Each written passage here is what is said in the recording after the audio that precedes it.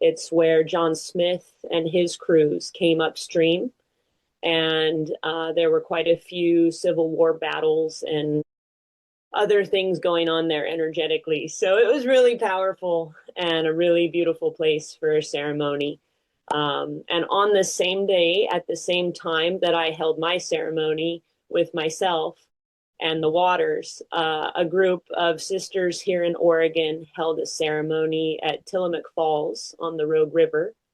And they had a water bowl where they poured all the waters that they brought, and I poured all the waters that I had in my water bowl.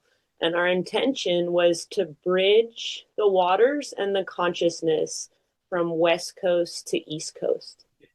And just kind of holding a vision of what the world might look like if we could all recognize the water that we drive on the bridge over every day, or the creek outside the house, or even simply, yet not so simply, the water in our glass that hopefully we drink every morning or every night or at least once a day, and that we recognize consciously that this is life, and it's a conscious, intelligent substance that is listening and soaking up the energy, the words, the vibrations that we put out. And if we can take a moment to tap into our heart space and connect our heads to our hearts, Grandma Aggie said, the greatest distance in the world is the distance, the 14 inches between our heads and our hearts. Mm. And when we can bridge that space, it can be extremely powerful. So if we just take a moment and recognize the water and the sacredness of it and breathe in and just say, thank you so much for the life that you offer and that you sustain for me and all the world. And I love you. And then take a sip. Not only is that reprogramming the water itself, but then if we're taking that in, we're reprogramming ourselves to some extent. And this is the research that so many water researchers, that I think Masaru Emoto kind of started this ripple. And there are several other water researchers right now. Beta Austin from New Zealand is one of my favorite ones to see what she's doing. She just wrote a book called The Living Language of Water.